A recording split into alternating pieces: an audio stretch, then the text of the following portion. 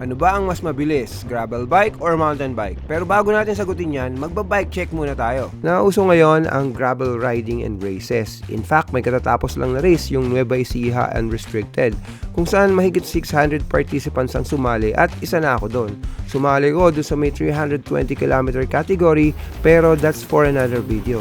Dahil dito, I think it's time na mag-bike check ako ng mga affordable bike options para sa mga nagbabalak pumasok sa mundo ng gravel riding. Ang iba-bike check natin ngayon ay ang Cannondale Topstone.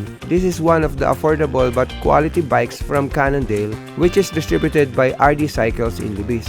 So tara, umpisa na natin ang pagbabike check. Ang una nating tingnan ay yung frame. Ito kasi talaga yung pinaka-foundation ng isang bike. It has to be the right size, or kung mamali ka man, better err on the smaller size. Pag kasi masyadong malaki sa yung frame, kahit na expert na bike fitter, mahihirapan na i-fit sa yung frame. Ang bike na titingnan natin ngayon ay size extra small. Gawa ang frame na to sa C2 alloy na made using smart form. Bale, ang sinasabi ni Cannondale dito ay batted yung frame at ginawa nilang manipis kung saan hindi high stress yung area at ginawa nilang makapal yung material dun sa mga areas na high stress. Heat treated din siya para talagang tumibay. So kung tutuusin, walang extra weight kung hindi naman kinakailangan. Ito naman yung key specs ng frame. It is 12 by 142 through axle, tapered ang kanyang head tube, flat mount disc, multiple gear bottle mounts, and uses the straight shot internal cable routing. Yung fork naman niya ay gawa sa full carbon na gawa using the technology ballistic. Ito rin yung technology na ginagamit nila sa paggawa ng mga high-end na frames nila. 55mm yung kanyang offset, flat mount disc na rin siya, internally routed, and 12 by 100 yung kanyang true axle.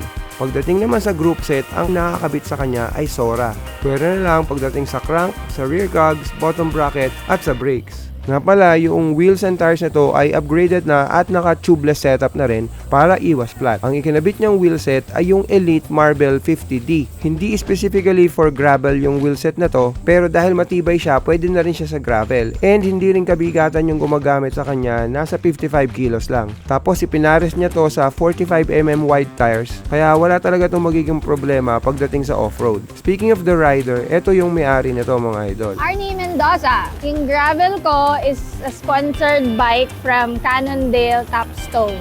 First time na nag-bike ako, trail muna ako. Sa bundok, ahon, ganyan. Pero mas na-enjoy ko yung gravel riding. Kasi more on long ride yun eh. Marami kang makikita. Ewan ko, sa point of view ko lang yun.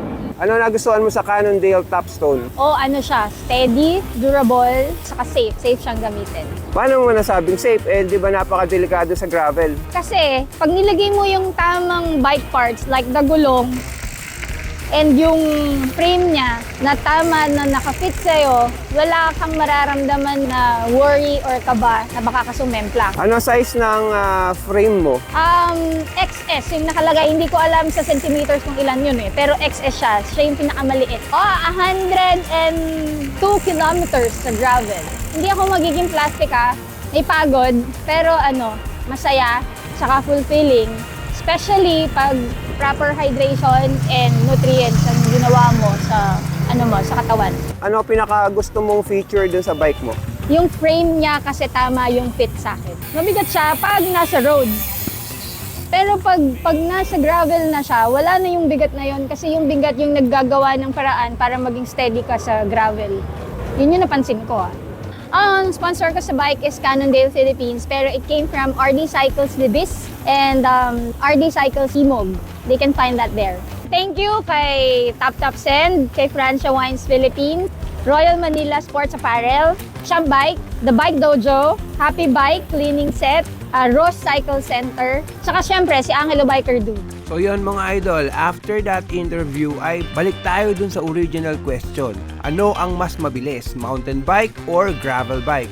Well, depende yan mga idol. Kung ang terrain natin ay makinis katulad ng mga dinadaanan ng mga gravel bikes, mas mabilis ang gravel bike kesa sa mountain bike. Patunay dito yung nangyari dun sa katatapos lang namin na karera kung saan kasama namin yung isang mountain biker, si Arvin Velasco. Napakalakas ng rider na to mga idol, at kung titingnan nyo yung katawan, talaga namang kondisyon na kondisyon. Pero ang nangyari mga idol ay kumala siya sa amin nung malakas na yung hangin. Mas aero kasi yung gravel bike and kaya na tong tumakbo ng mas matulin sa patag kesa sa mountain bike. Pero syempre mga idol, ibang usapan naman kung trail ang dadaanan kasi mas maneuverable ang mountain bike kesa sa gravel bike. So kung maraming obstacles, mas mauuna ang mountain bike kesa sa gravel bike. So yon ang take ko dun sa may question na yon mga idol. Pero baka meron kayong ibang sagot, i-comment nyo lang sa baba mga idol. Baka kasi mali yung aking haka-haka. Ang next na upload ko mga idol ay yung experience ko doon sa may Nueva Ecija Unrestricted kung saan sumali nga ako doon sa 320 km